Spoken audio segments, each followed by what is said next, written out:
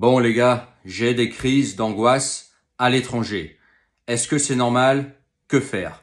C'est un abonné qui m'écrit à ce sujet, qui vit à l'étranger depuis 1 an, et il me demande si moi j'ai déjà eu des crises d'angoisse en vivant dans un pays étranger, dû à l'éloignement, le fait d'être dans une autre culture, de se sentir peut-être un petit peu seul aussi.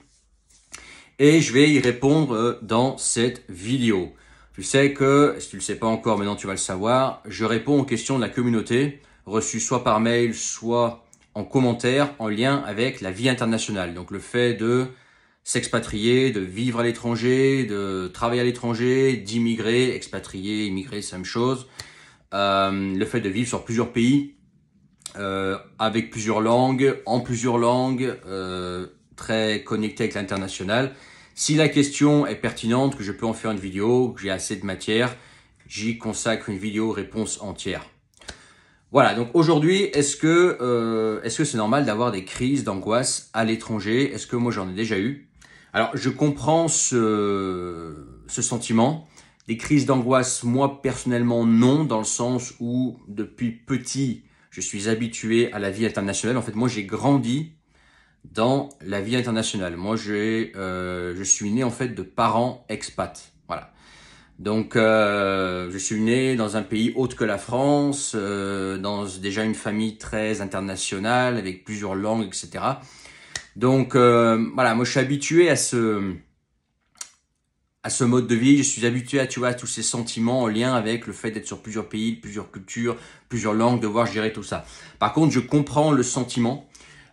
Et je pense que si tu as toujours vécu dans un pays, si du jour au lendemain tu te retrouves quelque part, déjà ça fait un peu bizarre. Et puis après un an, tu peux te dire, écoute, voilà, j'ai l'impression qu'on me comprend pas, j'ai l'impression que de vivre sur notre planète.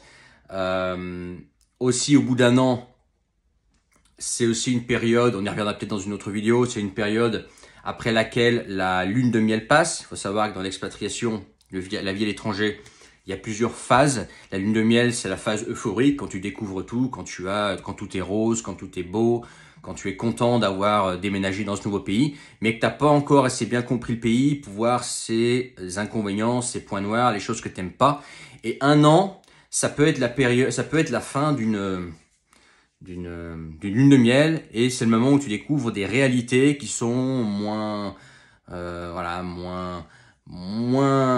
qui font moins rêver, des réalités qui sont que tu aurais préféré ne pas connaître, mais elles sont là et tu te rends compte que finalement c'est pas si bien que ça, c'est pas le pays que tu imaginais, et que finalement l'idée que tu te faisais du pays, elle correspond pas à ton expérience après 1 an dans ce pays. Ok, donc c'est un sentiment normal, c'est ta fin de lune de miel, c'est normal d'avoir une chute en fait. Ce qui est temporaire aussi, hein, on va pas faire toutes les étapes ici, mais c'est normal au bout d'un moment, voilà, de se sentir un petit peu en décalage, de dire en fait qu'est-ce que je fais là, pourquoi je suis venu là, qu'est-ce que je fais là, je connais personne, j'ai pas des vrais amis, je me sens incompris, je comprends pas tout ce qui se passe autour de moi. C'est normal d'avoir ce sentiment à un moment donné. Donc ça peut être très vite, ça peut se faire au bout de quelques mois, comme ça peut durer plusieurs années, au bout de quelques années dire merde, finalement, maintenant que je connais le pays plus en profondeur, ça correspond pas à la vue que j'avais avant de venir, et ça correspond pas à la vue que j'avais aussi au début quand j'étais encore à vivre, j'étais vraiment dans l'émotionnel, à vivre en fait le pays en surface et à voir que les bons côtés et à vivre, comme on appelle ça, la lune de miel, voilà, tout simplement. Ok. Donc c'est normal, ça va passer. Ce que tu peux faire, c'est que tu peux aller voir ta famille en France si tu veux,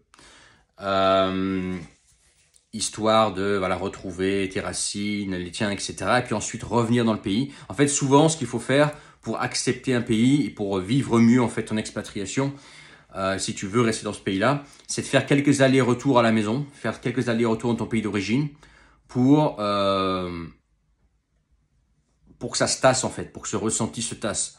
Déjà pour comprendre que finalement ta famille elle est pas si loin, elle est à quelques heures d'avion ou 20 heures d'avion maximum, 24 heures d'avion si tu es en Australie ou Nouvelle-Zélande, et que finalement retrouver ton ancien pays, ton ancienne vie que tu as quitté pour des bonnes raisons, tu dis voilà finalement oui, si je suis parti de là c'était pour de bonnes raisons, et tu reviens dans ton pays dans lequel tu avais tes crises d'angoisse, entre guillemets, tu reviens plus apaisé en disant oui, effectivement, il y a des défauts, il y a des trucs que je dois accepter, mais je les accepte parce que là où je suis parti, c'est tellement plus ma tasse de thé que je suis quand même mieux ici. Et petit à petit, en fait, ce sentiment d'angoisse va se dissiper, en fait.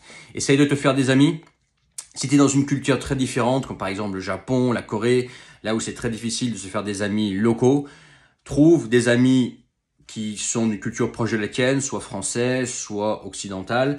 De préférence des gens qui connaissent bien le pays, pas des gens qui sont dans la lune de miel aussi, des personnes qui soit sont là depuis longtemps, plus de 5 ans, 10 ans, 15 ans, donc ils comprennent ton sentiment et qui peuvent t'en apprendre sur le pays. Ok, c'est le mieux. Et des personnes voilà qui veulent vivre le pays et pas juste des personnes qui veulent vivre dans une bulle d'expat, qui effectivement comprennent ton sentiment d'angoisse, etc., qui comprennent la phase dans laquelle tu es en train de passer, mais qui veulent quand même vivre une vie locale et qui veulent pas en fait s'enfermer dans une bulle d'expat où on parle que français, en français on mange français, où en fait on vit dans une bulle française à l'intérieur d'un pays. Ça c'est dommage si tu veux vivre une bonne si tu veux bien intégrer dans le nouveau pays et si tu veux vivre une bonne expérience dans le pays, là où tu as les crises d'angoisse actuellement. Ok, mais c'est un sentiment que je comprends, notamment si tu as toujours vécu dans un pays et que pour toi, la vie à l'étranger est quelque chose de finalement assez nouveau. Au bout d'un an, c'est assez nouveau encore pour toi. Reviens de là où tu étais, redécouvre ce que tu as quitté, pourquoi tu l'as quitté, reconfirme ce que tu as quitté, finalement, tu as bien fait de quitter. Ensuite, tu reviens, tu l'acceptes plus vite. Tu te rends compte que tes amis, ta famille n'est pas si loin si jamais tu veux les voir, que finalement, c'est qu'un billet d'avion. Et ça va passer. Voilà, ça va passer. Si vraiment à part ça, tu te sens bien dans le pays, mais que tu as juste en fait finalement ces genres de crises d'angoisse qui te prennent d'un coup, ça va passer. Voilà ce que je peux te dire. Si tu trouvé ça intéressant, mets ton pouce. Regarde dans la description vieinternationale.com. Jette un œil si tu n'as pas encore été voir. Permettra de découvrir qui je suis, en quoi je peux t'aider. Et puis partage, abonne-toi si ce n'est pas encore fait, commente. Si je reçois une question intéressante en rapport avec la vie internationale, j'y apporterai une réponse en vidéo. Il y a certaines questions auxquelles j'ai pas répondu tout simplement parce que soit la question est trop longue, ça fait un texte beaucoup trop long à résumer dans une vidéo, soit les questions n'étaient pas en rapport avec la vie internationale, donc dans ce cas-là on est hors sujet tout simplement. Mais si c'est dans le sujet, il n'y a pas de raison que j'y réponde pas. Et puis c'est tout pour aujourd'hui, à bientôt sur la chaîne vieinternationale.com.